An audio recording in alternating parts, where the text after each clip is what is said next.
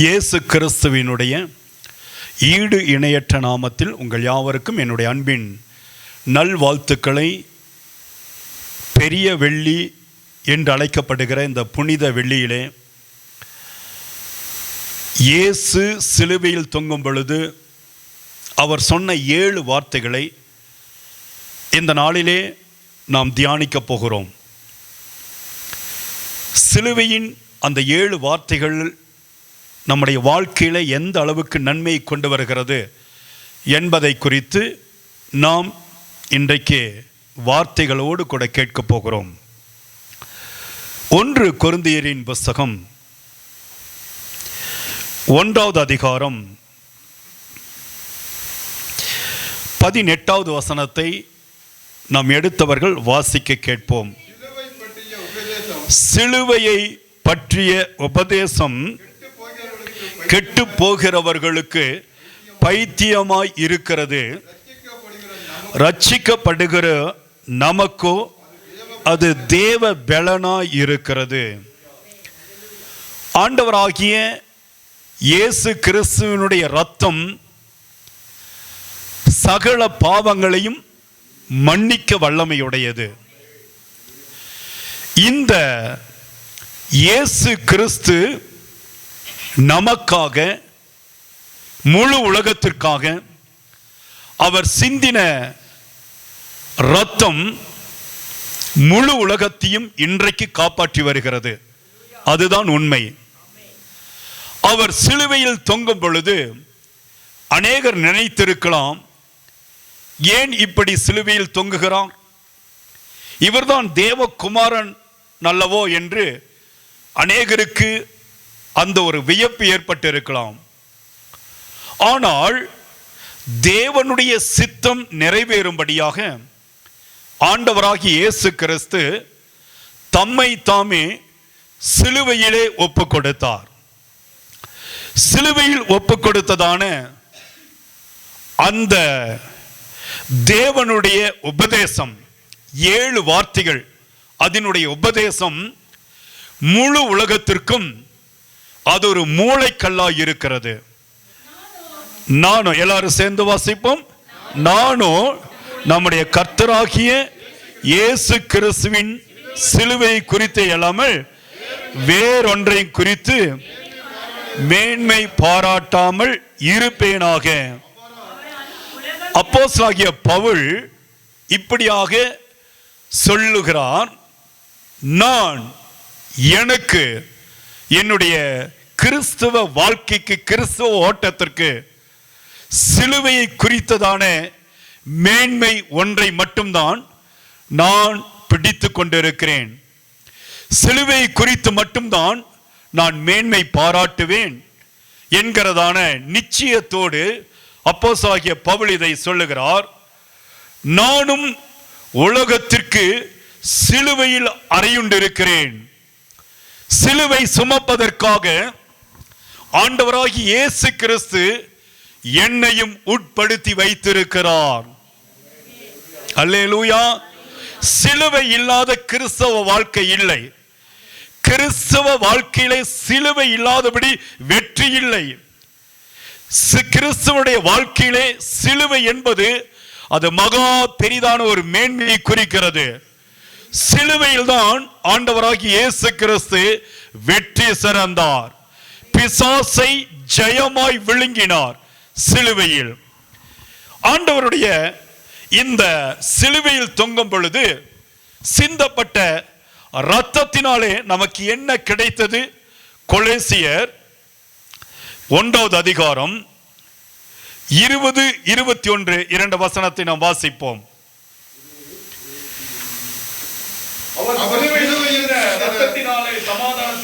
அவர் சிலுவையில் சிந்தின இரத்தத்தினாலே சமாதானத்தை உண்டாக்கி பூலோகத்தில் உள்ளவைகள் பரலோகத்தில் உள்ளவைகள் யாவையும் அவர் மூலமாய் தமக்கு ஒப்புரவாக்கி கொள்ளவும் அவருக்கு பிரியமாயிற்று. ஆண்டவர் என்ன சொல்லிக் கொடுக்கிறார் இந்த வார்த்தையிலே? அவர் சிலுவையில் சிந்தின இரத்தத்தினாலே சமாதானத்தை நமக்கு கொடுத்திருக்கிறார். அல்லேலூயா. சிலுவையில் சிந்தின அந்த இரத்தத்தின் வல்லமைக்கு பூலோகத்தில் உள்ளவைகள் பரலோகத்தில் உள்ளவைகள் யாவையும் அவர் மூலமாய் தமக்கு ஒப்புரவாக்கி கொள்ளும்படியாக அவருடைய இரத்தத்தினாலே அவருக்கு பிரியமாயிற்று. இன்றைக்கு தேசங்களிலே எங்கு பார்த்தாலும் போர் மேகங்கள் மூண்டு கொண்டிருக்கிறது. போர் சூழல் காணப்படுகிறது. நாட்டுக்கு நாடுகள் யுத்தத்தை செய்து கொண்டிருக்கிறாங்க. ஆனால் தேவனாகிய கர்த்தருடைய இந்த இரத்தத்தினால் உண்டான ஒரு உடன்படிக்கை என்ன? சமாதானத்தை தேவன் கொடுத்து வைத்திருக்கிறார்.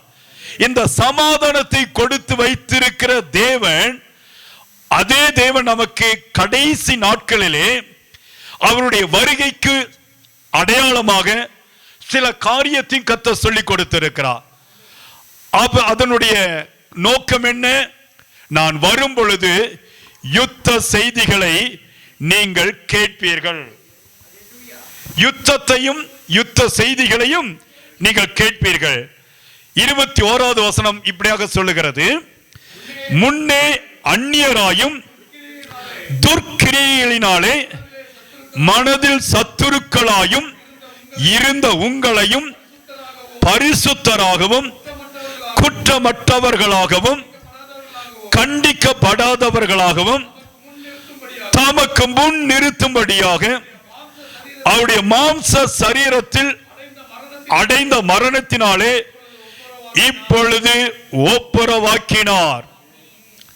அவருடைய வசனம் சொல்கிற அவருடைய மரணத்தினாலே, அவருடைய மாம்சத்தினால் அடைந்த அந்த மரணத்தினாலே என்ன கிடைத்திருக்கிறது? முன்னே நான் அந்நியராக இருந்தேன், தெரியாதவனாக இருந்தேன்.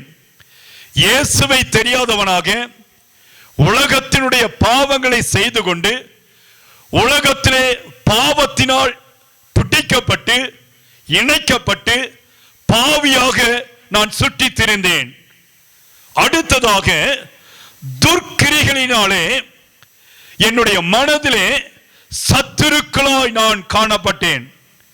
அசுத்த பேச்சுக்கள், அசுத்த வார்த்தைகள், துர்க்கிரிகளால் நான் என்ன செய்தேன் என்று சொன்னால் சத்துருவாய் மாறியிருந்தேன். இந்த சத்துருவாய் இருந்த என்னை அவருடைய மாசற்ற இரத்தத்தினாலே நீதிமானாய் ஆக்கும்படியாக அவருடைய இரத்தத்தினால் நமக்கு ஒரு ஒப்புரவை கொண்டு வந்தார். அப்படி என்று சொன்னால் இயேசுவினுடைய இரத்தத்தினால் நமக்கு இங்கே சமாதானத்தை கர்த்தர் கட்டளையிட்டு இருக்கிறார். அதே கொலோசியர் 1வது அதிகாரம் 14வது வசனத்தை வாசி பாருங்க. 14 அவருக்குள் அவருடைய இரத்தத்தினாலே பாவ மன்னிப்பாகிய மீட்பு நமக்கு உண்டா. எல்லாரும் சேர்ந்து வாசிங்க.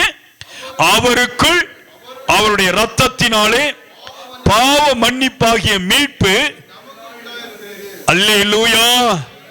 அவருடைய இரத்தத்தினாலே நமக்குள்ளாக பாவ மன்னிப்பு என்கிற அந்த மீட்பை ஆண்டவர் நமக்கு கொடுத்திருக்கிறார். அநேகருடைய வாழ்க்கை, அநேகர் என்ன நினைக்கிறாங்க? இயேசு சிலுவையில் தொங்கும் பொழுது அதை மாற்றியிருக்க முடியாதா? அவர் தேவன் தானே, ஏன் ஒரு வார்த்தை சொன்னால் அது நடந்திருக்காதா என்று சொல்லி அநேகர் நினைப்பார்கள். நான் உங்களுக்கு ஒரு வசனத்தை காண்பிக்க ஆசைப்படுகிறேன். மத்தேயு எழுதின சுவிசேஷ புஸ்தகம் நீங்கள் எடுத்து வாசிச்சு பாருங்க. 26வது அதிகாரம். அங்கே அழகாக ஒரு வார்த்தையை நாம் பார்க்க முடியும். மத்தேயு 26:53-54 2 வசனத்தை வாசிங்க. நான் இப்பொழுது என் பிதாவை வேண்டிக் கொண்டால், நான் இப்பொழுது என் பிதாவை வேண்டிக் கொண்டால் அவர் 12 லேகியோனுக்கு அதிகமான தூதரை என்னிடத்தில் அனுப்ப மாட்டார் என்று நினைக்கிறாயோ? தேவன் சொல்லுகிற ஒரு காரியம், நான் இப்பொழுதும் கூட என் பிதாவை நோக்கி நான் வேண்டினால் அவர் 12 லேகியோனுக்கு அதிகமான தூதர்களை அனுப்பி என்னை இந்த பாடுகளிலிருந்து காப்பாற்ற என் தேவனால், என் தகப்பனால் முடியும். ஆனால் நான் அப்படி செய்வதற்காக வரவில்லை. அப்படி செய்வேனானால் இவ்விதமாய் சம்பவிக்க வேண்டும் என்கிற வேத வாக்கியங்கள் எப்படி நிறைவேறும்? இது பிதாவினுடைய திட்டம், இது பிதாவினுடைய சித்தம். ஆண்டவராகிய இயேசு கிறிஸ்து பிதாவினுடைய ஒரே குமாரனாய் இருந்தும் தம்மை தாமே ஒப்பு கொடுக்கப்பட்டு சிலுவையில் அறையுண்டு பாவிகளுக்காக தன்னுடைய இரத்தத்தை சிந்தி மரித்து 3ஆம் நாள் உயிரோடு எழுந்து இந்த உலகத்தை ரட்சிப்புக்குள் நடத்த வேண்டும் என்கிற ஒரு மகா பெரிதான சுவிசேஷத்தின் அறைகூவலை தேவனாகிய கர்த்தர் இன்றைக்கு நமக்காக வைத்திருக்கிறார். அல்லேலூயா. ஆகவேதான் சிலுவையை எடுத்துக்கொண்டு என்னை பின்பற்றாதவன் எனக்கு பாத்திரன் அல்ல. மத்தேயு 10வது அதிகாரம் 38வது வசனத்தை வாசிக்க கேட்போம். மத்தேயு வசனங்களை நாம் வாசிக்கத்தான் நம்முடைய வாழ்க்கையிலே வார்த்தைகள் நம்முடைய வாழ்க்கையில கிரியை செய்து கொண்டே இருக்கும். 10:38 வாசிங்க.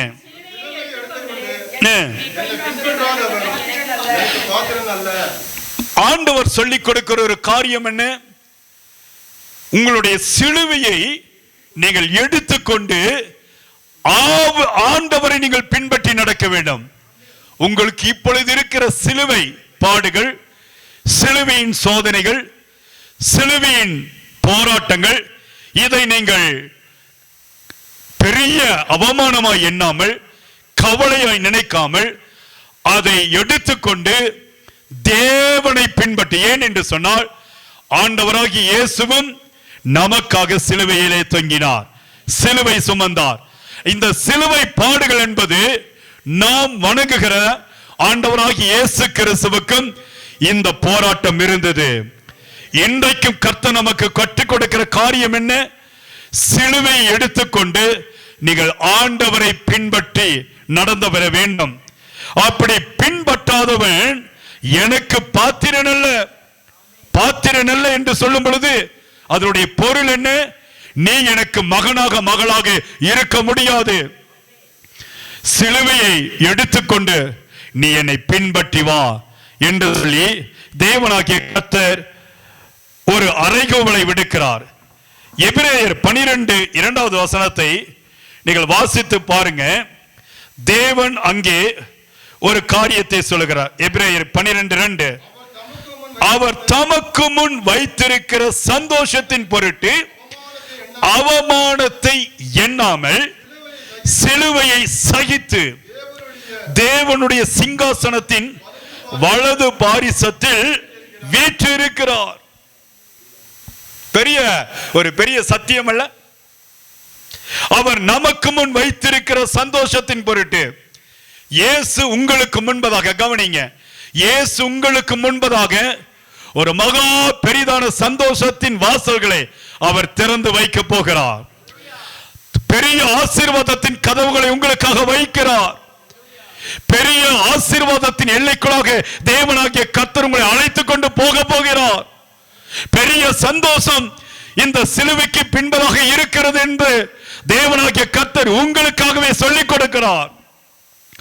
அவர் தமக்கு முன்பாக வைத்திருக்கிற சந்தோஷத்தின் பொருட்டு அவமானத்தை எண்ணாமல், இப்பொழுது இருக்கிற இந்த தற்காலிக அவமானங்கள், சோதனைகள், போராட்டங்கள், பிரச்சனைகள், பாடுகள், இவற்றை நீங்கள் எண்ணாதபடிக்கு மிகுந்த ஜாக்கிரதையாக சிலுவையை சகித்துக் கொண்டு நடக்க வேண்டும் என்று ஆண்டவராகிய இயேசு கிறிஸ்து கற்றுக் கொடுக்கிறார்.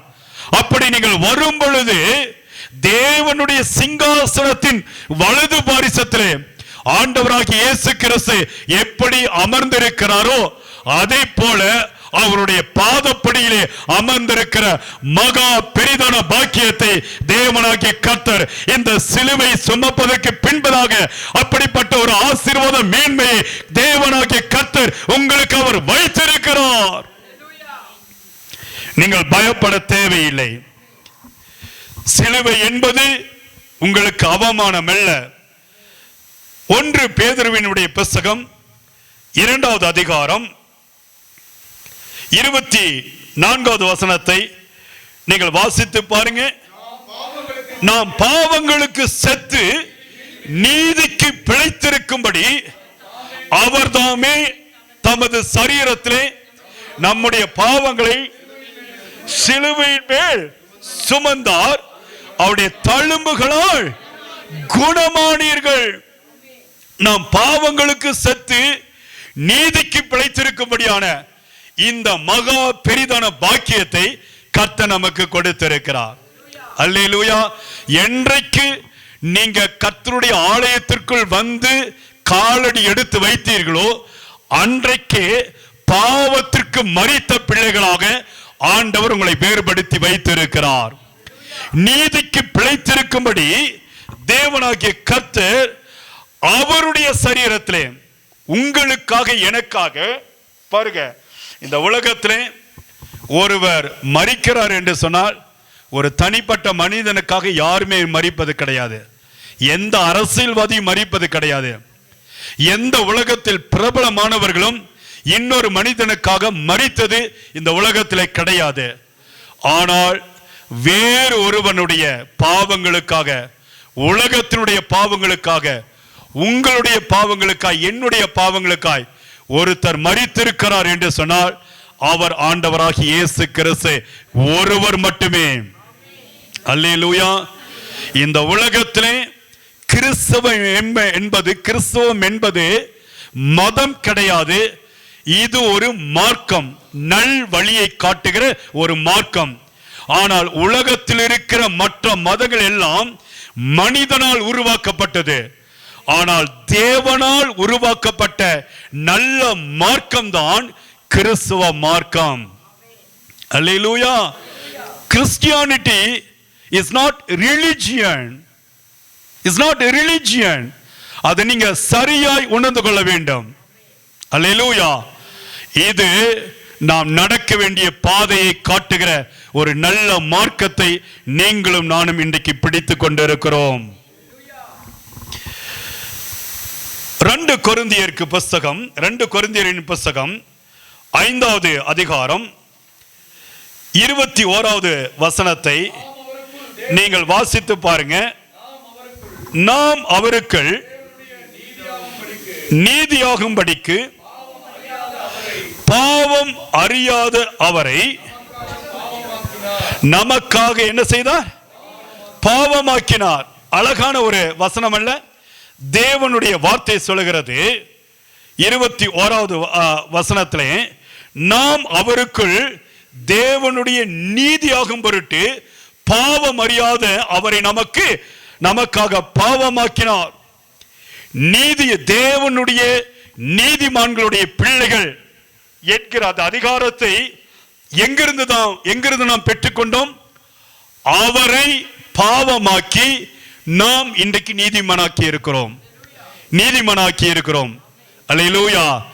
அவரை பாவமாக மாற்றி இன்றைக்கு நம்முடைய குடும்பத்தை கர்த்தர் நீதிமானாய் தெரிந்து வைத்திருக்கிறார்.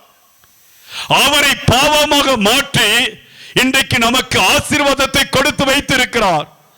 அவரை பாவமாக மாற்றி, தன்னைத்தானே பாவமாக மாற்றி இன்றைக்கு நமக்கு ஜெயத்தை, வெற்றியை கர்த்தர் கொடுத்து வைத்திருக்கிறார். இந்த வெற்றி உங்களுடைய வாழ்க்கையிலே கடைசி வரை வரப்போகிறது. அல்லேலூயா. இந்த வெற்றியின் பிள்ளைகளாக நீங்கள் வாழ்ந்து செழித்திருக்க போகிறீர்கள்.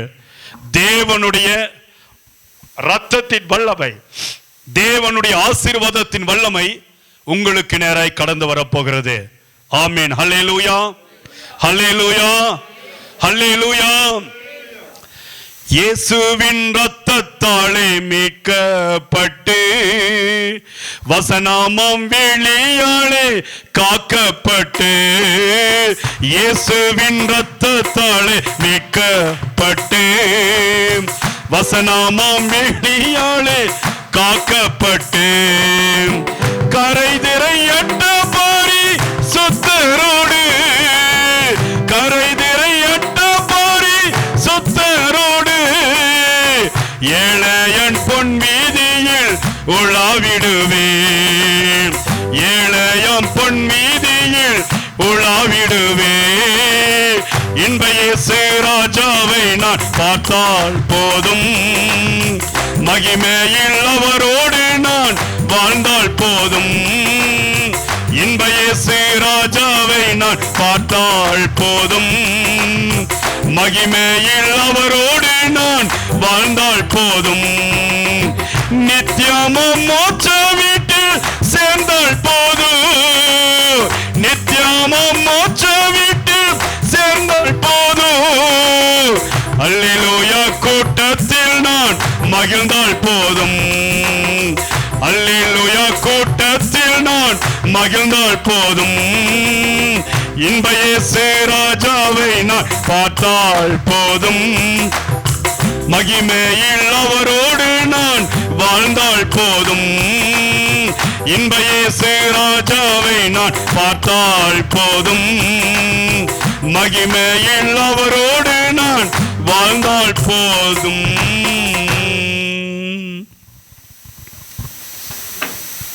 இந்த அருமையான வேளையிலும் முதல் வசனத்திற்கு நேராக நாம் கடந்து செல்வோம். முதல் வசனத்தை நாம் மறுபடியும் வாசிப்போம். அப்பொழுது இயேசு பிதாவே இவர்களுக்கு மன்னியும் தாங்கள் செய்கிறது இன்னதென்று அறியாதிருக்கிறார்களே என்று அவருடைய வஸ்திரங்களை அவர்கள் பங்கிட்டு சீட்டு போட்டார்கள். இயேசு கிறிஸ்து யூதாஸ் காரியோத்தினால் காட்டிக் கொடுக்கப்பட்டார். இயேசு கிறிஸ்து பஸ்கா பண்டிகையை ஆசரிக்கும்படியாக எருசலேமுக்கு வருகிறார். அங்கே புளிப்பில்லாத பண்டிகை, பஸ்கா பண்டிகை என்று 2 பண்டிகைகள் உண்டு. இதில் சின்ன வித்தியாசம் உண்டு. புளிப்பில்லாத அப்ப பண்டிகை என்பது நிசான் மாதம், அதாவது ஏப்ரல் மாதத்தினுடைய 15ஆம் தேதியிலிருந்து 21ஆம் தேதி வரை கொண்டாடப்படுகிற ஒரு வார பண்டிகை. ஆனால் பஸ்கா பண்டிகை என்பது 15ஆம் நாள் கொண்டாடப்படுகிற ஒரு மிக முக்கியமான பண்டிகை. இந்த பண்டிகை நாட்களிலே ஒரு காரியத்தை நாம் பார்க்க முடியும். ஸ்தோத்திரம். ஆண்டவராகிய இயேசு கிறிஸ்து சிலுவைக்கு முன்பதாக, சிலுவையில் அடிக்கப்படுவதற்கு முன்பதாக கெத்செமனே தோட்டத்திலே கண்ணீர் வடித்து ஜெபிக்கிறார். எருசலேமுக்கு நேர் கிழக்காக இருக்கக்கூடியதான அந்த தோட்டத்திலே கெதரோன் ஓடை மட்டும் அதனுடைய அடிவாரத்திலே அமர்ந்து இயேசு ஜெபிக்கிறார். அப்படி ஜெபிக்கும் பொழுது யூதாஸ் காரியோத்து அவரை காட்டிக் கொடுக்கும்படியாக கடந்து வருகிறார். பிதாவே உமக்கு சித்தமானால் இந்த பாத்திரம் என்னை விட்டு நீங்கும்படி செய்யும், ஆயினும் என்னுடைய சித்தத்தின்படி அல்ல உம்முடைய சித்தத்தின்படி ஆக கடவுது என்று சொல்லி அவர் கண்ணீர் வடித்து கதறி ஜெபிக்கிறார். அருமையான தேவ பிள்ளைகளே, அவருடைய வேர்வையின் இரத்தத்தின் பெருந்துளிகள் தரையிலே விழுந்தது என்று சொல்லி வேதம் சொல்லுகிறது. 6 முறை 3.5 ஆண்டுகள் ஏறக்குறைய 30வது வயதிலே தேவனாகிய கர்த்தர் ஊழியத்திற்கு வந்தார். 3.5 ஆண்டுகள் எல்லா இடங்களிலும் சுற்றி அவர் ஊழியம் செய்தார்.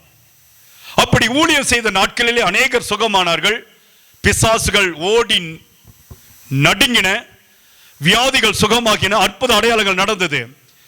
ஆனால் 3.5 ஆண்டுகள் அந்த நிறைவு பெறும் பொழுது யூதாஸ் காரியோத்தினால் காட்டிக் கொடுக்கும்படி அவன் கடந்து வந்த பொழுது 6 முறை விசாரிக்கப்பட்டார். அண்ணா, காய்பா, சனகரிப் சங்கம், பிலாத்து, ஏரோது, மறுபடியும் பிலாத்து என்று சொல்லி 6 முறை விசாரிக்கப்பட்டு 7வது முறையாக பிலாத்துவின் இடத்திலே கொண்டு வருகிறார்கள். அப்பொழுதுதான் இயேசு இந்த வார்த்தைகளை சொல்லுகிறார். ஆண்டவரே, இவர்கள் செய்வது இன்னதென்று அறியாதிருக்கிறார்கள், இவர்களை என்ன செய்யும்? மன்னியும். அல்லேலூயா.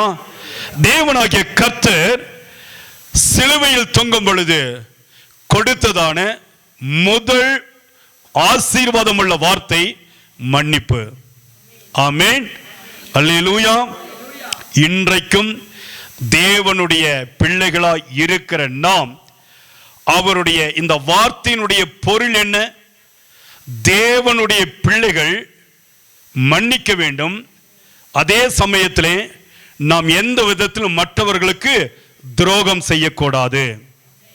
அதில் மிகுந்த கருத்தாய் இருக்கணும். ஒரு கிறிஸ்தவன் இன்னொரு குடும்பத்திற்கு, இன்னொரு பிள்ளைகளுக்கு எந்த விதத்திலும் தீங்கு இழைக்காதபடி நாம் பார்த்து கொள்ள வேண்டும். இயேசு சிலுவையில் தொங்கும் பொழுது கூட எந்த ஒரு தீங்கையும் அவர் இழைக்கவில்லை. அல்லேலூயா. அவர் தீங்கு இழைக்காதபடினால்தான், அவருடைய இருதயத்திலே நல்ல குணங்கள் இருந்தபடினால்தான் தனக்கு தீங்கு இழைத்தவர்களை கூட மன்னிக்க வேண்டும் என்கிற ஒரு நல்ல ஒரு ஆசீர்வாதம் உள்ள வார்த்தையை நமக்காய் விட்டு சென்றிருக்கிறார். அல்லேலூயா. சிலுவையிலே பார்க்கும் பொழுது ஈட்டி எடுத்து குத்தினார்கள், விழாவிலே குத்தினார்கள், ஓங்கி கன்னத்தில் அறைந்தார்கள். ஆனாலும் ஆண்டவராகிய இயேசு கிறிஸ்து அதையெல்லாம் சகித்துக் கொண்டு, பிதாவே இவர்களை மன்னியும். அல்லேலூயா. அந்த தகப்பன் இன்றைக்கு உங்களுடைய தப்பிதங்களை மன்னிக்க வந்திருக்கிறார். நீங்கள் செய்கிற தவறுகள், மீறுதல்கள், அக்கிரமங்கள், அநியாயங்கள், தேவனுக்கு தெரிந்தோ தெரியாமலோ செய்த பாவங்கள், ரட்சிக்கப்படுவதற்கு முன்பாக செய்த பாவங்களையும், ரட்சிக்கப்பட்டும் இன்றைக்கும் திரைமறைவிலை செய்கிற பல பாவங்களை அவர் மன்னிக்கிறவராய் இருக்கிறார். அந்த தகப்பன் இன்றைக்கு உங்கள் நடுவில் நின்று கொண்டு இருக்கிறார். இந்த பெரிய வெள்ளி, புனித வெள்ளி நாட்களிலே நீங்கள் எடுக்க வேண்டிய ஒரு தீர்மானம், ஆண்டவரே, இன்னும் நான் எந்தெந்த காரியத்திலே சரிபடாமல் இருக்கிறேன், என்னை மன்னியும் ஆண்டவரே. மறுபடியும் ஒரு விசை உம்மை சிலுவையில் நான் தொங்க விடாதபடிக்கு என்னை மன்னியும் என்று சொல்லி கேட்கும் பொழுது தேவனாகிய கர்த்தர் உங்களை ஆசீர்வதித்து உயர்த்துவார். அல்லேலூயா. கன்னத்திலவன் ஓங்கி அறைய சின்ன பிள்ளை போல் ஏங்கி நின்றார். கன்னத்திலவன் ஓங்கி அறைய சின்ன பிள்ளை போல் ஏங்கி நின்றார். அந்த பிலாத்தும் கையை கழுவி ஆண்டவரை அனுப்புகிறார். அந்த பிலாத்தும் கையை கழுவி ஆண்டவரை அனுப்புகிறார். ஏறுகிறார், தள்ளாடி தவழ்ந்து களை போடே என் இயேசு குருசை சுமந்தே என் நேசு கொள்கதா மலையின் மேல் ஏறுகின்றார்.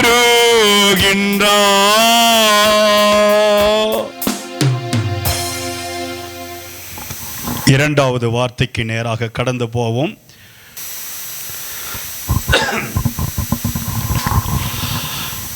இயேசு முதல் வார்த்தையை சொல்லி முடித்து சற்று நேரத்திலே இரண்டாவது வார்த்தையை சிலுவையிலே தொங்கும் பொழுது சொல்லுகிறார். அப்படி சொல்லப்பட்ட வார்த்தை தான் லூக்கா 23வது அதிகாரம் 43வது வசனம் வாசிப்போம். இன்றைக்கு நீ என்னோட கூட பரதீசில் இருப்பாய் என்று மெய்யாகவே உனக்கு சொல்லுகிறேன். சிலுவையை சுற்றிலும் பரகசிக்கிற அவரை ஏளனம் பண்ணுகிற கூட்டங்கள் நின்று அவருடைய வஸ்திரங்களை பங்கிட்டுக் கொண்டது என்று வேதம் சொல்லுகிறது. நீ யூதருடைய ராஜாவானால் உன்னையே நீ ரட்சித்துக்கொள் என்று சொல்லி பரியாசம் பண்ணுகிறார்கள். யூதருடைய ராஜா என்று சொல்லி கிரேக்கம், லத்தீன், எபிரேய மொழிகளிலே எழுதி அவருக்கு மேலாக வைக்கப்பட்டது. 2 கள்வர்கள் அந்த நாட்களிலே இயேசுவினுடைய வலதுபுறத்தில் ஒருவரும் இடதுபுறத்தில் ஒருவருமாக அவரை தொங்க வைக்கிறார்கள். அந்த நாட்களிலே பார்க்கும் பொழுது கள்வர்களுடைய தொல்லைகள் அதிகமாக இருந்தது. யூதருடைய ராஜா என்று எழுதி வைக்கப்பட்டார்கள். அப்பொழுது இந்த கள்வர்கள் சொல்லிக் கொள்ளுகிறார்கள், அக்கிரமம் செய்த நாம் இங்கே சிலுவையிலே தொங்கிக் கொண்டிருக்கிறோம், ஒரு பாவமும் அறியாத அக்கிரமக்காரரில் ஒருவராக இயேசு இங்கே இருக்கிறாரே. ஏசாயா 53:12 சொல்லுகிறது, அக்கிரமக்காரரில் ஒருவனாக அவர் எண்ணப்பட்டார். அப்படி இருக்கிறார். அப்படி இருக்கும் பொழுது இந்த யூதர்கள் பரியாசம் பண்ணி கொண்டிருக்கிற நேரத்தில் இயேசுவை பார்த்து கள்வர்கள் சொல்லுகிறார்கள், ஆண்டவரே என்னை ரட்சியும். அதில் ஒரு கள்வன் சொல்லுகிறார், என்னை ரட்சியும், என்னை மன்னியும், என் பாவத்தை மன்னியும் என்று சொல்லும் பொழுது, சிலுவையில் தொங்கும் பொழுது அந்த கடைசி நேரத்தில் கூட ஆண்டவராகிய இயேசு கிறிஸ்து அங்கே சுவிசேஷத்தை சொல்லுகிறார். ஒரு ரட்சிப்பை ஒரு மனிதனுக்கு கொடுக்கிறார். இதுதான் கிறிஸ்தவ வாழ்க்கையுடைய மிக ஆழமான சத்தியம். நாம் உயிரோடு இருக்கிற கடைசி நாள் மட்டும் இந்த உலகத்தில் இருக்கிற எந்த ஒரு மனிதனுக்காவது சத்தியத்தை சொல்லிக் கொண்டே இருக்க வேண்டும். அதுதான் தேவன் நமக்கு வைக்கப்பட்டிருக்கிற மிக முக்கியமான ஒரு காரியம். வெளிப்படுத்தின விசேஷம் 7வது அதிகாரம் 16வது வசனத்தை ஒருவர் எடுத்து வாசிங்க. பரதீஸ் என்பது நீங்கள் என்ன என்பதை அந்த இடத்திலே பார்க்க முடியும். 7:16 வெளிப்படுத்தின சுவிசேஷ புத்தகம், வெளிப்படுத்தின விசேஷம்.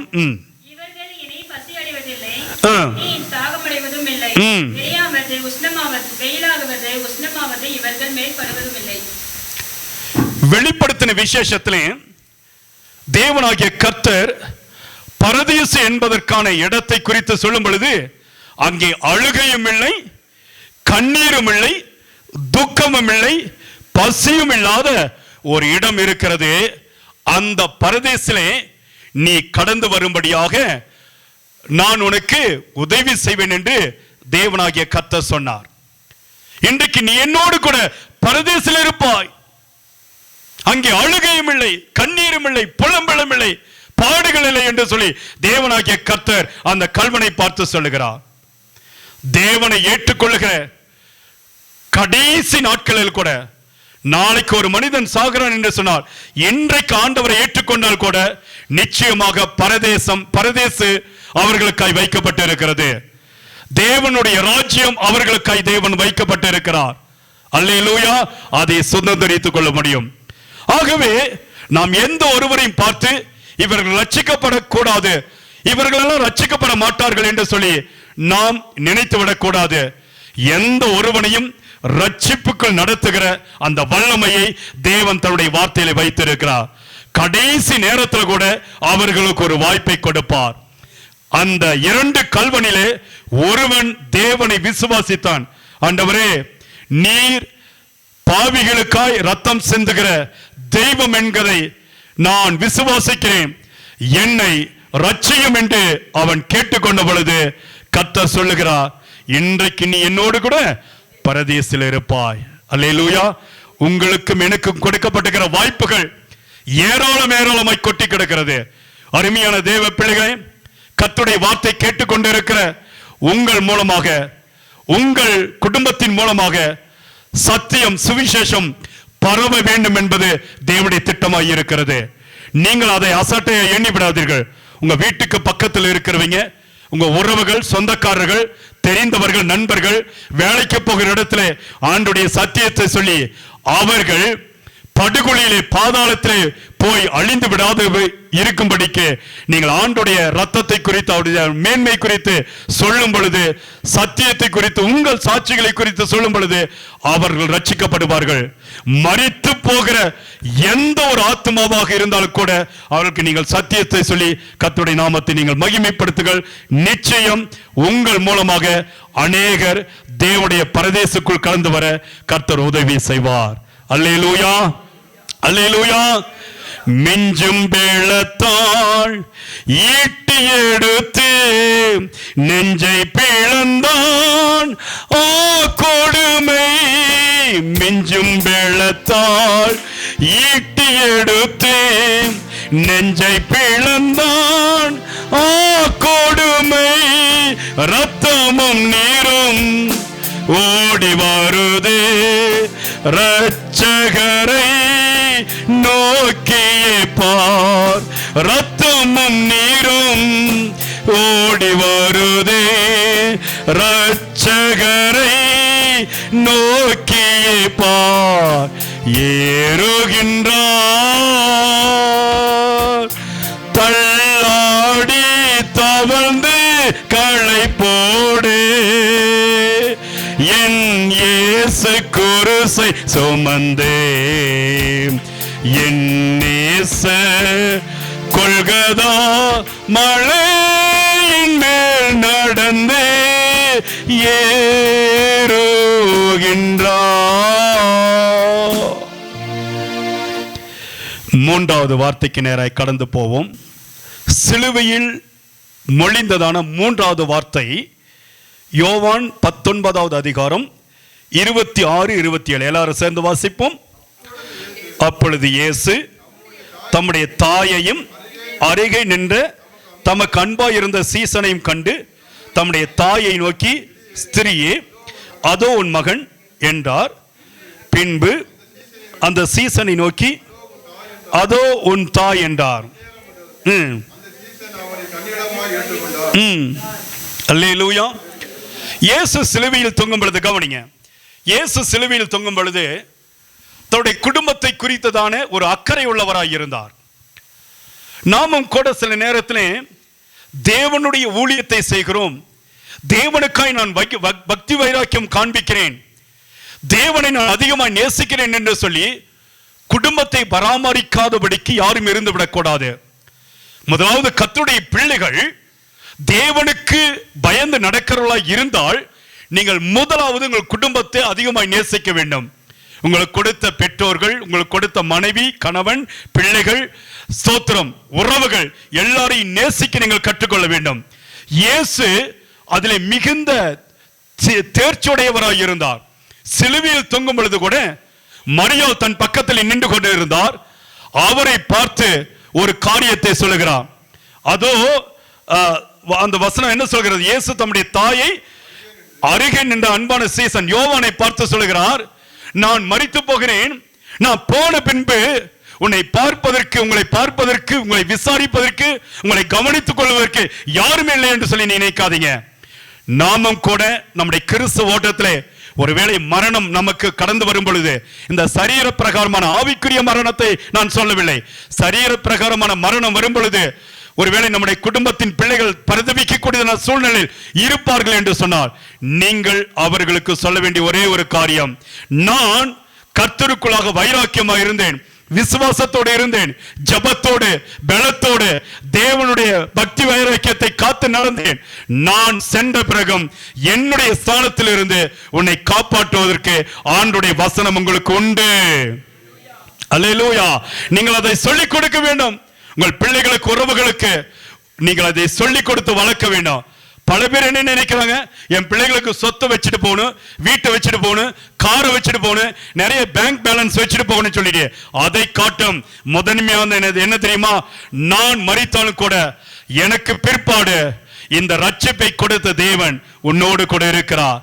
நீ ரட்சிப்புக்குள் தேவனுக்குள் நிற்கும் பொழுது, காத்துக்கொண்டு அவருடைய வார்த்தைகளை காத்துக்கொண்டு நடக்கும் பொழுது, தேவனாகிய கர்த்தர் இந்த வார்த்தையின் மூலமாய் உன்னை நடத்த போதுமானவராய் இருக்கிறார்.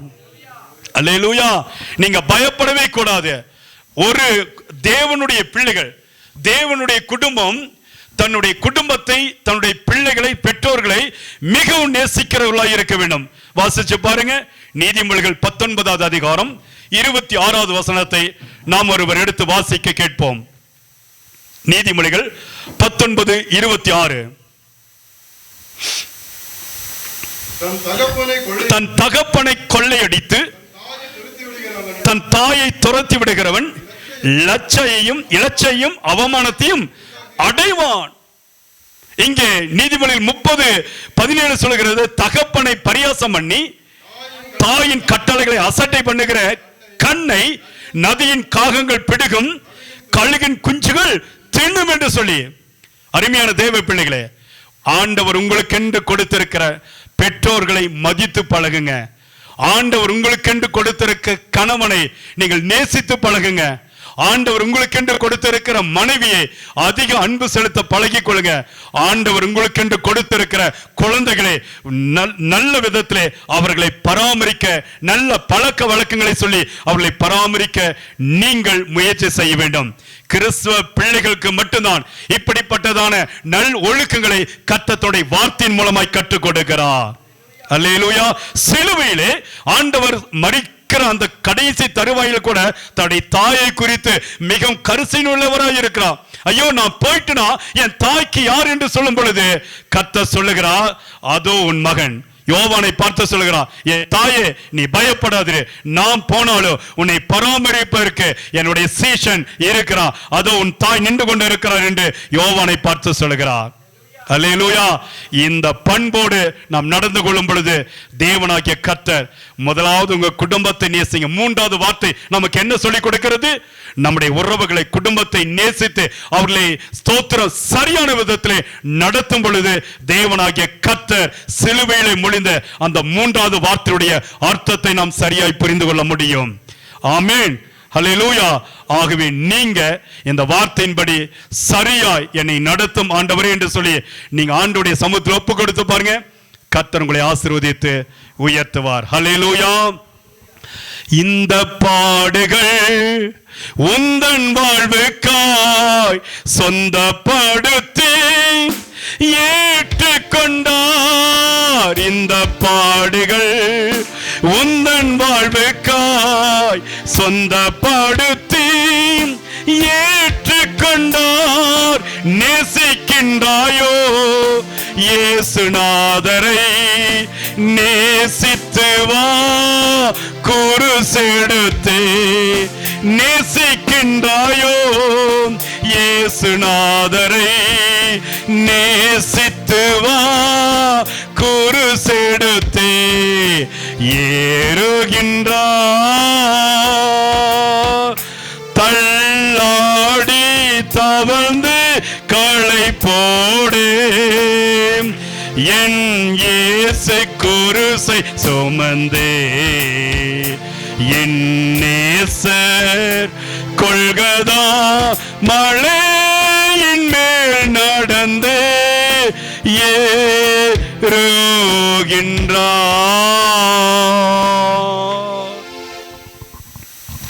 நான்காவது வார்த்தைக்கு நேராய் போவோம். மத்தேயு 27:46 வாசிங்க. மத்தேயு 20. எல்லாரும் சேர்ந்து வாசிங்க.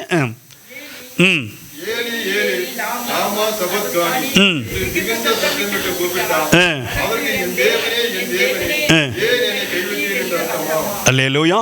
இந்த வார்த்தைகளை நம்ம மத்தியிலே அருமையான கடைசி எடுத்துக்கிறேன் சாமி. ஓகே, அருமையான தேவனுடைய பிள்ளைகளே, சரி மறுபடியும் இருங்க. அந்த வசனத்தை நம்ம மத்தேயு 27:46 வாசிப்போமா? எல்லாரும் சேர்ந்து வாசிங்க மறுபடி.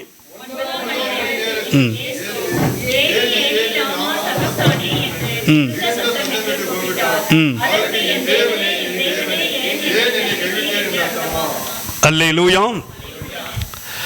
இயேசு மகா சத்தமிட்டு சிலுவையிலே ஒரு வார்த்தை 9ஆம் மணி நேரத்திலே ஏலி ஏலி லாமா சபக்தானி என்று மிகுந்த சத்தமிட்டு கூப்பிட்டார். அதற்கு என் தேவனே என் தேவனே ஏன் என்னை கைவிட்டீர் என்று அர்த்தம் கொள்ளுகிறது என்று சொல்லி வேத வசனம் சொல்லுகிறது. அருமையான தேவ ஜனங்களே, இயேசு சிலுவையில் தொங்கும் பொழுது மாம்சத்தில் காணப்பட்டார். ஒரு தெய்வம் மரிக்க முடியாது. கவனிங்க, சத்தியத்தை நீங்க சரியா கவனித்துக் கொள்ளுங்க. இயேசு அவர் மரிக்கும் பொழுது மாம்சத்தில் வெளிப்பட்டார். அவருக்குள் இருந்ததான தேவனுடைய அந்த அந்த அந்த அந்த குணம், அந்த சத்துவம் அப்பொழுது அவரிடத்தில் இல்லை. ஒரு மனிதனாகவே மாறினார். அவருக்குள் தாகம் இருந்தது, அவருக்குள் கவலை இருந்தது, அவருக்குள் அழுகை இருந்தது, அவருக்குள் கண்ணீர் இருந்தது, அவருக்குள் எல்லா மனுஷனுடைய எல்லா குணங்களும் இருந்தது. அந்த துன்பப்படுகிறதான அந்த 9வது மணி நேரத்திலே மிகவும் வேதனைப்பட்டு ஆண்டவரை நோக்கி, கர்த்தரை நோக்கி இயேசு சத்தமிட்டு கூப்பிடுகிறார். தன்னுடைய பிதாவை நோக்கி என்ன சொல்லுகிறார்? ஸ்தோத்திரம், ஏலி ஏலி லாபா சமக்தானி. அங்கே சொல்லும் பொழுது, என் தேவனே என் தேவனே ஏன் என்னை கைவிட்டீர். மாம்சத்தில் இந்த வார்த்தை சொல்ல முடியும். ஆனால் பிதாவுடைய சித்தம் என்ன? இயேசுவை கைவிடுவது அல்ல. இந்த சிலுவைக்கு பின்பதாக ஒரு பெரிய வெற்றியை கர்த்தர் வைத்திருக்கிறார். அல்லேலூயா சொல்லிருங்க. கரங்களை உயர்த்தி சொல்லுங்க அல்லேலூயா. இந்த சிலுவைக்கு பின்பதாக ஒரு பெரிய பெரிய வெற்றியை கர்த்தர் வைத்திருந்தார். ஆனால் இயேசு இந்த வேதனையை தாங்க முடியாதபடிக்கு, ஆண்டவரே ஏன் என்னை கைவிட்டீர், ஏன் என்னை கைவிட்டீர் என்று சொல்லி கண்ணீர் வடித்து கதறுகிறார். இன்னைக்கு பல நேரத்தில் நாமும் கூட ஆண்டவருடைய பாதத்தை பிடித்துக்கொண்டு, ஆண்டவரே ஏன் ஆண்டவரே என்னை கைவிட்டுட்டீங்க, ஏன் ஆண்டவரே என்னுடைய கண்ணீரின் ஜெபத்துக்கு பதில் கொடுக்கல, ஏன் ஆண்டவரே இத்தனை மாதம் நான் ஜெபிக்கிறேன், இத்தனை வருஷம் நான் ஜெபிக்கிறேன், நான் பாடுபட்டு கண்ணீரோடு முழங்கால் படியிட்டு யுத்த ஜெபம் செய்து தேவனுடைய பிரசன்னத்தை நோக்கி, தேவனுடைய பரலோகத்தை நோக்கி நான் எத்தனை முறை ஜெபித்திருக்கிறேன், ஏன் என்னை கைவிட்டீர்? ஆனால் தேவனாகிய கர்த்தர் ஒரு நாளும் கைவிட இருக்கிற தகப்பன் அல்ல. அல்லேலூயா சொல்லுவோமா? அல்லேலூயா. ஒரு நாளும் அவர் நம்மை கைவிடுகிற தெய்வம் அல்ல. தேவன் இங்க சொல்லுகிற, ஆண்டவரே ஏன் என்னை கைவிட்டீர், ஏழி ஏழி லாமா சமக்தானி, கண்ணீரோடு சொல்லும் பொழுது ஏன் என்னை கைவிட்டீர் என்று சொல்லி. ஆனால் பிதாவாகிய தேவனுக்கு தெரியும், உன்னை நான் கைவிடவில்லை. இந்த சிலுவைக்கு பின்பதாக நீ என்னுடைய வலது பாரிசத்திலே அமர்ந்திருக்க போகிறாய். அல்லேலூயா. ஒரு பெரிய ஆசீர்வாத ராஜாவாக, ராஜஸ்தானத்திலே, சாராஜ சிங்காசனத்திலே ராஜ மேன்மையோடு தேவன் அமர்ந்திருக்கும்படியான, இயேசு அமர்ந்திருக்கும்படியான அந்த மேன்மையை கர்த்தர் வைத்திருந்தார். அதே மேன்மையை இந்த நாட்களில் இந்த வார்த்தை கேட்கிறதான உங்களுக்கு கர்த்தர் வைத்திருக்கிறார். ஆண்டவர் ஒரு நாள் உங்களை கைவிடவே மாட்டார். உங்களுடைய வியாதிகள், உங்களுடைய பாடுகள், உங்கள் துக்கங்கள், உங்களுடைய நொறுக்கப்பட்ட நிலைகள், உங்களுடைய சோத்திர அவமானங்கள், நீங்கள் சகித்துக் கொண்டிருக்கிற இந்த நிந்தனை போராட்டங்களில் இருந்து தேவனாகிய கர்த்தர் ஒரு நிரந்தரமான ஆசீர்வாதத்தை அவர் உங்களுக்கு வைத்திருக்கிறார். அல்லேலூயா சொல்லுமா? இயேசு உங்களை ஒரு நாள் கைவிடவே மாட்டார். எத்தனை பேர் விசுவாசிக்கிறீங்க? அல்லேலூயா. இயேசு உங்களை நிச்சயமாக ஒரு நாள் கைவிடவே மாட்டார். நீங்க வேணும்னா சொல்லலாம், ஏன் ஆண்டவர் என்னை கைவிட்டீங்க, ஆனால் இயேசுவுக்கு தெரியும், நான் உன்னை கைவிடவில்லை மகனே. அல்லேலூயா. என் அன்பு தேவ பிள்ளைகளே, இயேசு கைவிடாத தேவன். நீங்கள் கண்ணீர் வடிக்கிற நேரத்தில், நீங்கள் கதறி ஜெபிக்கிற நேரத்தில் உங்களை கைவிடாதபடி நேசிக்கிற தகப்பன் உங்கள் மத்தியில் நின்று கொண்டிருக்கிறார். அல்லேலூயா. அல்லேலூயா. அவரை நீங்கள் ஒரு நாளும் ஸ்தோத்திரம் மட்டாக நினைத்து விடாதீங்க. அவரை ஒரு நாளும் நீங்கள் குறைவாய் நினைத்து விடாதீங்க. அவருடைய செய்கைகள், அவருடைய மகிமை, அவருடைய மாட்சிமைகளை நீங்கள் ஒரு நாளும் நீங்கள் சாதாரணமாக நினைத்து விடாதீர்கள். உங்களுடைய வாழ்க்கையை திசை திருப்புகிற வல்லமையை அவர் உங்களுக்குள்ளே வைத்திருக்கிறார். அல்லேலூயா. சேவல் கூவிடும் 3 வேளையும் சொந்த கூறுவை மறுதளித்தான். சேவல் கூவிடும் 3 வேளையும் சொந்த கூறுவை மறுதளித்தான். ஓடி ஒளியும் பேதுருவையும் தேடி அன்பாய் நோக்குகிறார். ஓடி ஒளியும் பேதுருவையும் தேடி அன்பாய் நோக்குகிறார், ஏறுகின்றார். தள்ளாடி தவழ்ந்து களை போடு, என் இயேசு குருசை சுமந்து, என் இயேசு கொள்கதா மலையின் மேல் நடந்து ஏறுகின்றார். 5வது வசனம் வாசிப்போம். யோவான் 19:28 எல்லாரும் சேர்ந்து வாசிப்போம். அதன் பின்பு எல்லாம் முடிந்தது என்று இயேசு அறிந்து வேத வாக்கியம் நிறைவேறத்தக்கதாக தாகமாயிருக்கிறேன். 5வது வார்த்தை, சிலுவையில் முடிந்த 5வது வார்த்தை தாகமாயிருக்கு. எல்லாரும் என்னை கவனிங்க. இஸ்ரவேல் ஜனங்களை எகிப்திலிருந்து கர்த்தர் அழைத்துக் கொண்டு வந்த பொழுது அவர்கள் பசியோடு இருந்தார்கள். அப்பம் இல்லை, தண்ணீர் இல்லை, மிகவும் ஒரு சோர்வான நிலையில் இருந்த பொழுது மோசையை பார்த்து, இந்த மலையை நீ என்ன செய், ஓங்கி அடி என்று சொன்னார். ஸ்தோத்திரம். கற்பாறையை பிளந்து தேவனாகிய கர்த்தர் மதுரமான தண்ணீரை வெளியே கொண்டு வந்தார். அல்லேலூயா. தாகத்தை தீர்க்கிறவராய் ஆண்டவராகிய தேவன் நம்மத்தில் நின்று கொண்டிருக்கிறார். தாகமாய் இருக்கிற ஒரு பிள்ளைகளுடைய வாழ்க்கையிலே அந்த தாகத்தை தணிக்கக்கூடியதான வல்லமையை கர்த்தரை கொடுத்து வைத்திருக்கிறார். சிம்சோனை குறித்து ஒரு இடத்துல நாம் வாசிக்க முடியும். ராமோத் லேகி என்கிறதான ஒரு இடத்திலே அவன் கழுதையின் தாடை எலும்பை கொண்டு பெலிஸ்தியரை 1000 பேரை கொண்டு போட்டான். அப்படி கொண்டு போடும் பொழுது அவனுக்கு மிகுந்த தாகம் ஏற்பட்டது. அப்பொழுது தேவனாகிய கர்த்தர் என்ன தெரியுமா செய்தார்? லேகியின் அந்த பள்ளத்தாக்கை பிளந்து தண்ணீரை கர்த்தர் சுரக்க செய்து அவருடைய தாகத்தை தீர்த்தார். அல்லேலூயா. தாகம் என்பது ஒரு மனிதனுக்கு இயல்பாய் கடந்து வருகிற ஒரு மனிதனுடைய இயல்பு. உணவில்லாமல் கூட இருந்து விடலாம், ஆனால் தண்ணீர் இல்லாமல் வாழவே முடியாது. ஆகவேதான் மருத்துவர்கள் சொல்றாங்க, ஒரு நாளைக்கு குறைந்தது 3 அல்லது 4 லிட்டர் தண்ணியை ஒரு மனிதன் தன்னுடைய சரீரத்திற்கு கொடுக்க வேண்டும். பல நேரத்தில் இங்கே வறட்சி காணப்படும் பொழுது அநேக வியாதிகள் கடந்து வரும். ஆண்டுடைய வார்த்தை இங்கே நமக்கு என்ன சொல்லுகிறது? நான் தாகமாய் இருக்கிறேன் என்று சொல்லி. அவருடைய தாகம் என்ன? இந்த பூமிக்கு கடந்து வந்து தன்னுடைய ஜனங்களுக்கு ரட்சிப்பை கொடுத்து தன்னுடைய ஜனங்களை விடுதலையாக்கி தேவனுடைய திட்டத்தை நிறைவேற்றுவது. இதுதான் தாகமாய் இருந்தது. அல்லேலூயா சொல்லுமா? அல்லேலூயா. இன்றைக்கும் கூட ஆண்டவர் நமக்கு ஒரு தாகத்தை கொடுத்திருக்கிறார், ஆவிக்குரிய தாகத்தை. ஆமென். நான் இன்னும் அநேகருக்கு சத்தியத்தை சொல்லணும், இன்னும் நான் வல்லமையா ஊழியம் செய்யணும், இன்னும் நான் வல்லமையா ஜெபிக்கணும், இன்னும் நான் கர்த்தருக்காக சாட்சியாய் வாழணும், இன்னும் நான் கர்த்தருடைய சமூகத்துல ஓடி நின்று நான் கர்த்தருக்காக எதையாவது செய்து முடிக்கணும். நீங்க நினைக்காதீங்க நான் தகுதி இல்லாதவன், படிக்காதவன், எனக்கு ஜெபிக்க தெரியாது, எனக்கு வேதத்தை வாசிக்க தெரியாது. அல்லேலூயா. அருமையான தேவ பிள்ளைகளே, நீங்க அப்படி நினைக்க வேண்டிய என்னுடைய தாயார் கூட படிக்காதவர்கள், ஆனால் நான் பார்த்திருக்கிறேன்.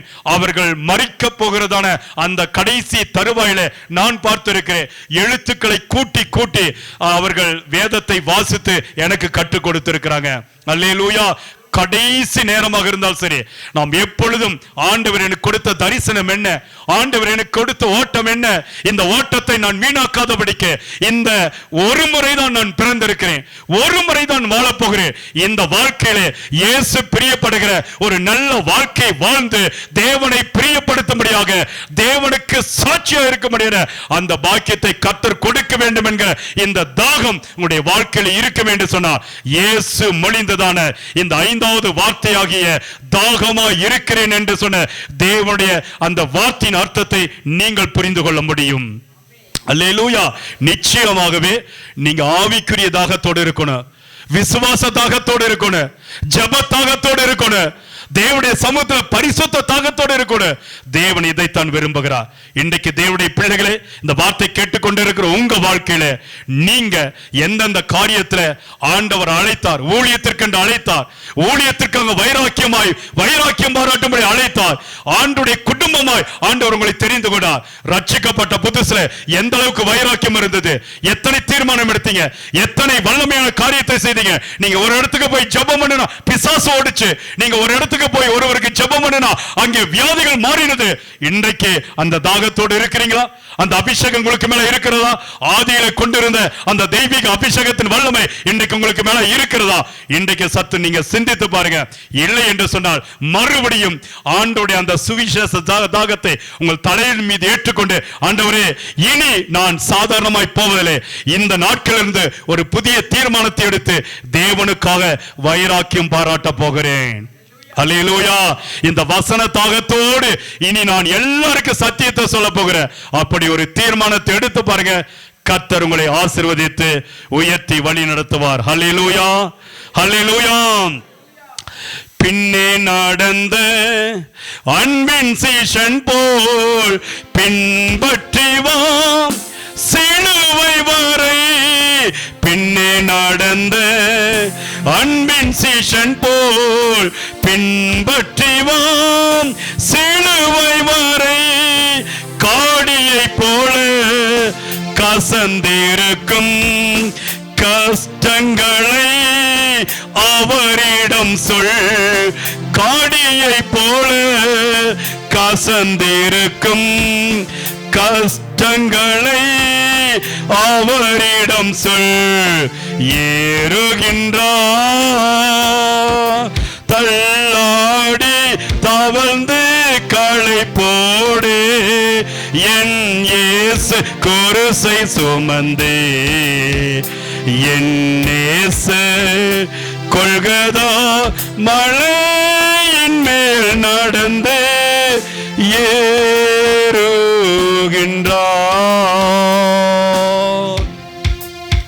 ஆறாவது வார்த்தையாக முடிந்தது. யோவான் 19:30 வசனத்தை நாம் வாசிக்க கேட்போம். என்று சொல்லி தலையை சாய்த்து ஆவியை ஒப்பு கொடுத்தார். அல்லேலூயா. அருமையான தேவச்சனங்களே, ஆண்டவராகிய இயேசு கிறிஸ்து சிலுவையில் தொங்கும் பொழுது சொன்ன ஆறாவது வார்த்தை முடிந்தது. ஆமென். முடிந்தது. finished. what is finished? அதுதான் இன்றைக்கு நமக்கு ஒரு கேள்வி. முடிந்தது என்று சொல்லி ஆண்டவர் சொன்னார். என்ன முடித்தார்? பிதாவின் சத்தத்தை சரியாய் செய்து முடித்தார். தம்பி, தங்கச்சி, வாலிபனே, சகோதரனே, சகோதரி, ஆண்டவர் உங்களுக்கு இந்த அபிஷேகம், இந்த வல்லமை, இந்த அக்கினி, ரட்சிப்பு இதெல்லாம் கர்த்தர் உங்களுக்கு கொடுத்தாருல்ல, இதெல்லாம் கொடுத்தாருல்ல. கர்த்தருடைய அந்த சித்தத்தை நீங்க செய்து முடித்தீங்களா? பிதாவின் சித்தத்தை இயேசு செய்து முடித்தார். ஆகவேதான் சிலுவையில் தொங்கும் பொழுது நிறைவாய் எல்லாவற்றையும் நான் செய்து முடிச்சிட்டேன். சிலுவையில் தொங்கும் பொழுது கூட என் தகப்பனுக்கு நான் எந்த குறையும் வைக்கல. அவர் சொன்னதை நான் செய்து முடிச்சிட்டேன். அல்லேலூயா சொல்லிருங்களே. கரங்களை ஏத்துச்சு. அல்லேலூயா. இன்றைக்கு ஆண்டவர் உங்களுக்கு கொடுத்த தரிசனத்தை நீங்க செஞ்சு முடிச்சீங்களா? ஓடி முடிச்சிருக்கீங்களா? ஜெப ஓட்டத்துல சரியா உங்க வேலையை செஞ்சு முடிச்சிருக்கீங்களா? அருமையான தேவ பிள்ளைகளே, ஒரு விஷயம் இன்னைக்கு நீங்க சிந்திச்சு பாருங்க. ஒரு விஷயம் ஆண்டவருடைய சமூகத்துல உங்களை நீங்களே ஆராய்ந்து பாருங்க. ஆண்டவர் சொல்றத நான் செஞ்சிருக்கிறேனா? ஆண்டவரே, ஆண்டவரோடு நான் நடந்திருக்கிறேனா? ஒவ்வொரு நாளும் என் வீட்டுல ஜெப சத்தம் கேட்குதா?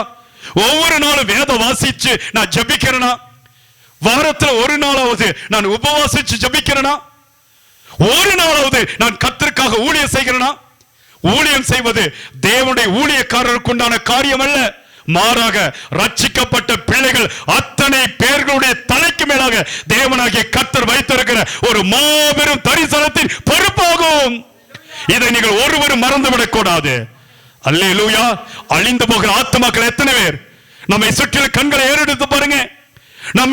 நாம் இருக்கிற நகரத்திலே, பட்டணத்திலே, வீடுகளிலே, சந்துகளிலே, தெருக்களிலே எத்தனை ஜனங்கள் இன்றைக்கு பாவத்திலே அழிந்து கொண்டிருக்கிறாங்க, அசுத்தத்தில் அழிந்து கொண்டிருக்கிறாங்க. அவர்களுக்கு யார் சுவிசேஷத்தை கொண்டு செல்வது? அவர்களுக்கு யார் பரிதவிக்க முடியும்? பிதா தனக்கு கொடுத்த வேலையை செய்து முடிக்க வேண்டும் என்று இயேசுவுக்குமாக அந்த தாகம் இருந்தது. அந்த ஒரு மகா பெரிதான பொறுப்பு இருந்தது. அவர் மரிக்கிற தருவாயில கூட பிதா சொன்ன எல்லாவற்றையும் நான் செஞ்சு முடிச்சிட்டேன், எல்லாவற்றையும் நான் செய்து முடித்தேன், ஒன்றுமே பாக்கி இல்ல, எல்லாம் முடித்து விட்டேன், முடிந்தது. அல்லேலூயா. தன்னுடைய ஆவியை ஒப்பு கொடுக்கிறார். நீங்க கூட இந்த நேரத்துல ஆண்டவருடைய சமூகத்துல இந்த வருஷம் ஆண்டவர் எனக்கு சொன்ன காரியத்தை நான் சரியா செஞ்சு முடிச்சிருக்கேன். போன வருஷம் 10 ஆண்டுகளுக்கு முன்பாக ஏதோ ஒரு காரியத்தை திட்டத்தை ஆண்டவர் உங்க கையில கொடுத்தார்ல, அதை செஞ்சு முடிச்சீங்களா?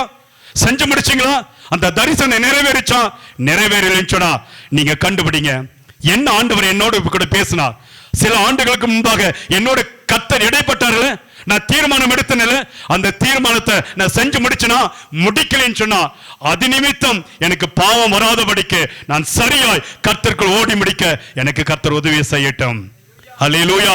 முடிந்தது என்று சொல்லி நீங்கள் சொல்ல முடியும் என்று சொன்னார். இயேசு சிலுவையில் தொங்கும் பொழுது முடிந்தது என்று சொல்லி தன்னுடைய ஜீவனை விட்டார். இன்றைக்கு அதே போல நீங்க கூட உங்க வாழ்க்கையில நான் எல்லாவற்றையும் நிறைவாய் செய்து முடித்திருக்கிறேன் அப்பா, செய்து முடித்திருக்கிறேன்.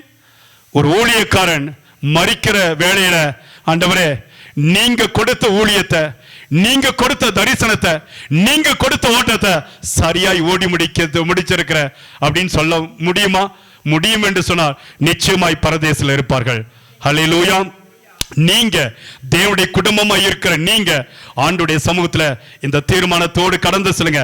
இன்றைக்கு சிலுவையில் மொழிந்த இந்த 6வது வார்த்தை முடிந்தது என்று சொல்லி தேவன் தன்னுடைய ஜீவனை விட்டார். இன்றைக்கு நான் முடிக்காத காரியம் என்ன இருக்கிறது? ஆண்டவருடைய பிரியப்படுத்தாத காரியம் என்ன இருக்கிறது?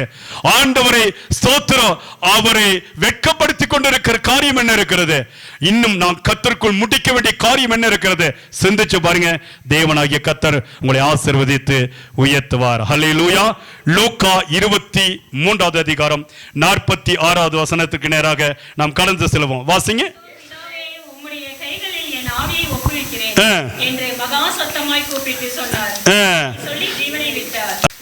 நீங்க ஒரு காரியத்தை சரியா இயேசு சிலுவையில் தொங்கும் பொழுது சொன்ன கடைசி வார்த்தை லூக்கா 23:46. நம்ம எல்லாரும் சேர்ந்து வாசிப்போம்.